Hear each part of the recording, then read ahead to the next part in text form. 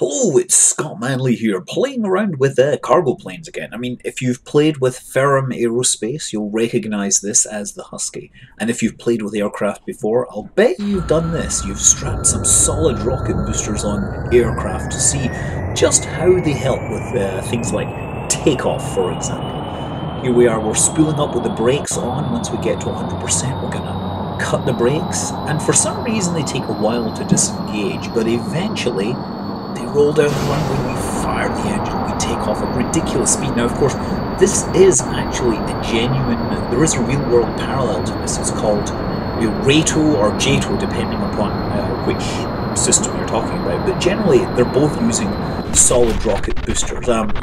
Unfortunately, sometimes that's just a little too much for the aircraft, especially with Ferram, where your aircraft can actually spontaneously disassemble themselves. In the unplanned kind of way.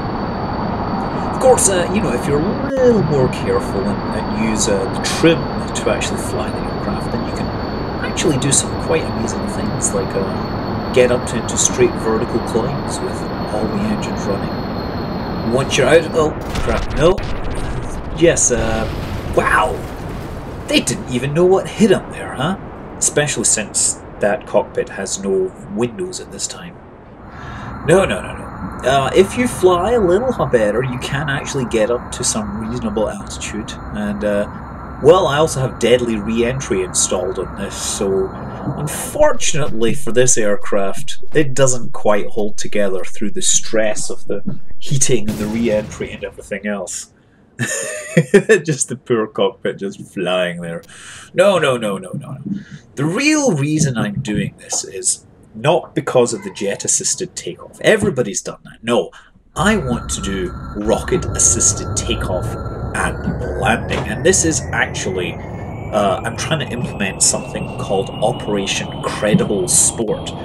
Now, Credible Sport is an operation which is really deserving of an entry into the real-world Kerbal Aviation program series.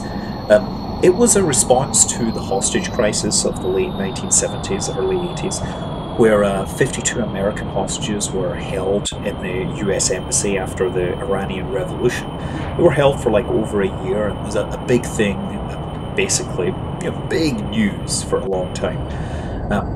They thought that they would be able to release these hostages, but with 52 of them, they would need a whole bunch of helicopters. And in fact, they originally had a mission which involved 6 helicopters, but they had problems with their hydraulic units, so they decided not to continue the mission. And of course, later the Ayatollah claimed that it was divine intervention that had prevented this mission from going forth. So yeah, the other mission they looked at was Credible Sport, where they took a C130 Galaxy cargo plane and fitted it with rockets to slow it down and cushion its descent, and similarly fitted it with more rockets to accelerate it off very quickly. They located a landing site, which was a football field.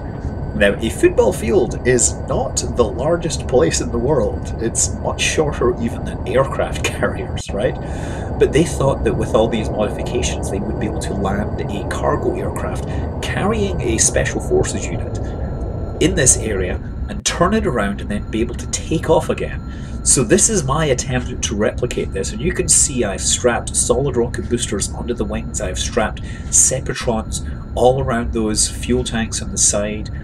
I have vertical facing Sepatrons pointing upwards, and here I am going for my runway landing, super short landing here, firing the braking thrusters, and as my vertical velocity drops, I fire vertical thrusters to cushion my descent, and then I detach those. Now that isn't quite the same as the real thing because I didn't use air brakes on that design, but look, practically landed. Well, I spent very little space on the runway there. I mean, if you consider from the point I touched the runway to the point I actually stopped, that's a pretty darn short landing.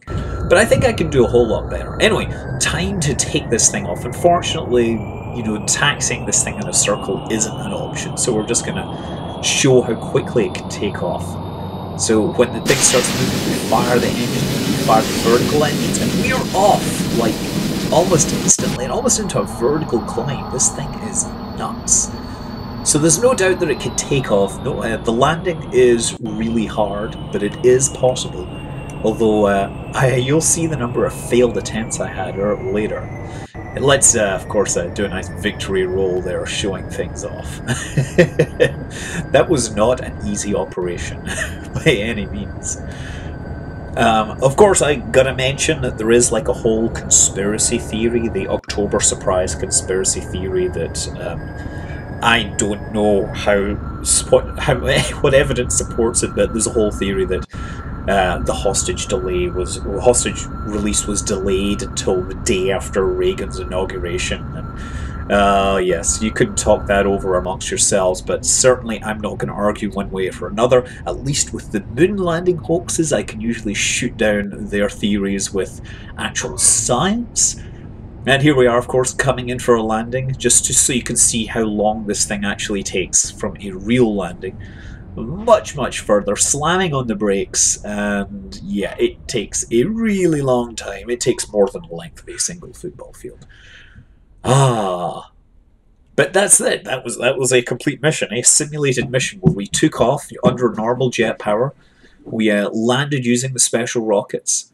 Then we took off again using rocket assist and flew our loop and landed with our hostages. Right, mission successful.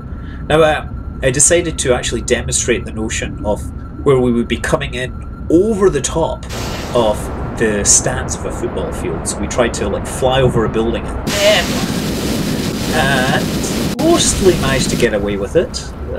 Didn't break so quickly. That's pretty close. Now, takeoff once again. We've got to take off before we run out of runway. Of course, we'd normally turn this thing around. It wasn't the shortest takeoff, but you have to account for the fact that there was a building in the way. Trying this again. Now, this is a much improved version. I added much more vertical thrust and I added air brakes. You see the air brakes on this? You have to basically put a bunch of flaps that flip out at 90 degrees when they're firing. Now, in this case, it's much, much, much harsher. But totally does it this time. Oh, wow. Also notice extra struts holding on the tailplane for this operation. Not bad indeed. Now, how quickly can we take off? Well, we know we can take off practically on a dime. I think we could take off with like 1 or 2 plane lengths, right? So, are we ready? Steady! Engines firing. Wait for the brakes to go. Wait for it, wait for it, wait for it. And brakes disabled, and go! Go! Look at that! It does, it takes off in like 1 plane length. So that means in theory, you could probably land this on the roof of one of those buildings there. Unfortunately, I spent like 50 attempts trying to do so, gave up. Also, you could do really stupid things such as, you know, firing the engines in flight. Here we go, watch this. We're gonna try and do, we're gonna try and kill all our forward velocity. Watch this. Just, we're coming to a halt in midair. Like if there's a missile that relies on us moving as a sight, it will not be able to see us because our velocity drops to something like under 20 meters per second. Look at that, 12 meters per second. Wow, that's pretty awesome. Of course, these things only last so long, and then now we're actually flying backwards. So gotta get out of this, and of course to do this, we're only 500 meters up. Engines take a moment to spool up. We're running out of air, but thankfully we have those extra engines to get us back into forward motion. Look at that. Brilliant! Well, I think that's a rather successful test, at least compared to, well, all the other attempts. It took a while to learn to do this, and it was no mean thing. Anyway, I'm Scott Manley. Fly safe.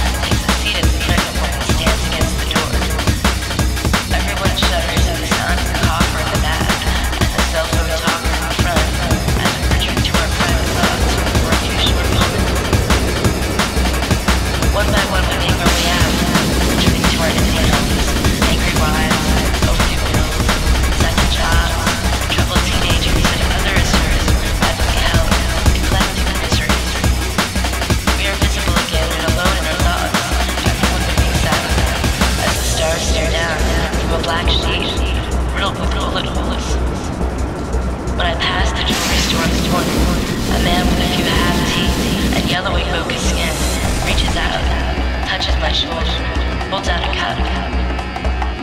I drop it a quarter, and he lets go. But for a moment, I am sick.